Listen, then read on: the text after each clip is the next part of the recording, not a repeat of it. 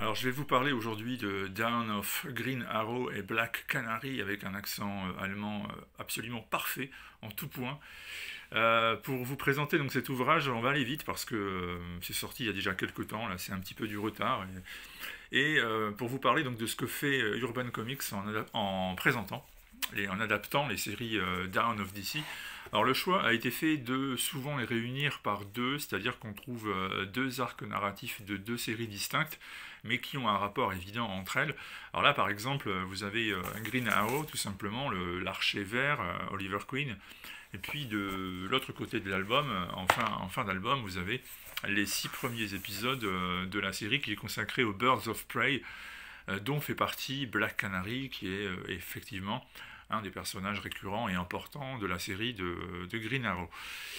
Donc une fois qu'on a compris ce concept et qu'on métabolise l'idée qu'il y a en fait deux titres différents dans l'album, eh bien, on peut commencer à le regarder et on comprend qu'il y a tout de même une thématique évidente qui est présente dans les deux, c'est la famille. Alors dans le premier cas, vous avez la famille recomposée et élargie de Oliver Queen avec Arsenal, qui a toujours été son Benjamin, Connor qui est son véritable fils, avec Black Canary, dont je viens déjà de parler. Et à chaque fois que ces personnages sont sur le point de se réunir, eh bien il se produit un bond dans le temps, dans l'espace, on ne comprend pas très bien vraiment ce qui se passe, ce qui fait qu'ils sont éloignés et qu'il y a l'impossibilité pour eux de se réunir. Et à partir de là, eh bien, nous allons refaire connaissance avec Green Arrow qui va se retrouver contraint de voyager et d'être transporté un peu partout à travers différents plans d'existence. Il va même rencontrer une version Old Man Green Arrow qui en réalité ne sera pas tout à fait ce que l'on pourrait croire. Et puis dans ce récit, c'est le retour de la fille de Arsenal, qui elle aussi va avoir son rôle à jouer. Il y a beaucoup de mystères qui sont encore à élucider, et petit à petit, donc, on va y parvenir. Joshua Williamson au scénario, Sean Izaakse au dessin, et vous le voyez, c'est du très solide. Hein. Izaakse, il est très bon. C'est un dessinateur qui a énormément pris de galons chez DC Comics. Au départ, il ne parvenait pas à me convaincre, mais alors maintenant, c'est tout le contraire, et c'est devenu une valeur sûre, donc vous pouvez y aller sans problème. Mais c'est pas curieusement le titre qui m'a le plus intéressé, hein. J'ai suivi ça sans faire des bonds sur ma chaise. C'est surtout Birds of Prey qui m'a intéressé, et ça c'est étonnant parce que c'est pourtant le genre de série dont je n'ai pas grand chose à faire au départ, mais Kelly Thompson pour une fois a fait du bon boulot, et puis surtout Leonardo Romero au dessin. Il faut dire qu'il a un style que j'adore, hein, ce style faussement naïf, faussement rétro. C'est délicieux à regarder.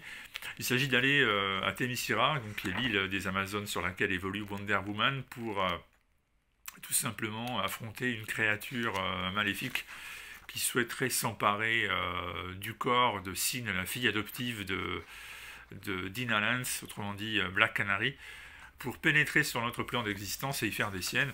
Et donc nous avons le commando mis sur pied par la nouvelle équipe des Birds of Prey pour empêcher tout ça d'advenir, avec dans un cas comme dans l'autre, dans les deux séries, le problème qui est constitué par Amanda Waller.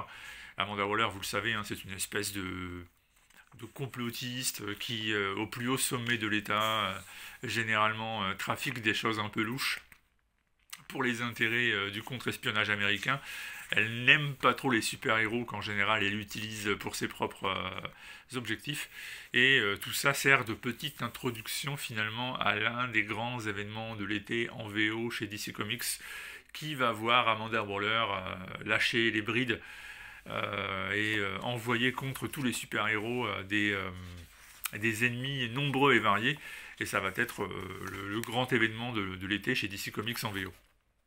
Alors tout ça commence là, petit à petit, dans les pages de Dawn of DC, Green Arrow et Black Canary ensemble, mais surtout aussi Birds of Prey. Alors je répète, hein, c'est un album qui n'est pas forcément celui qui se sera vendu le plus, je pense, parce que, faut être honnête, ce ne sont pas les deux titres les plus vendeurs, mais Leonardo Romero au dessin, rien que pour ça, moi j'ai été très très intéressé par ce qu'il fait.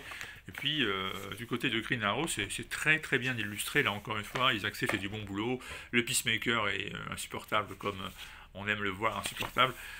Bref, bon, ça reste une lecture super héroïque classique dans le genre, mais pas désagréable du tout, donc c'est à vous de voir si ça vous intéresse ou pas. C'est sorti il y a déjà quand même quelques semaines, et j'avais oublié de vous en parler, donc c'est chose faite aujourd'hui, on remédie un peu, et on se prépare pour le Pays Azur Festival à Nice, qui aura lieu les 4 et 5 mai, avec une douzaine d'artistes dessinateurs invités. Donc ne manquez pas ça, on fera des petits directs d'ailleurs, quand on y sera. A très bientôt.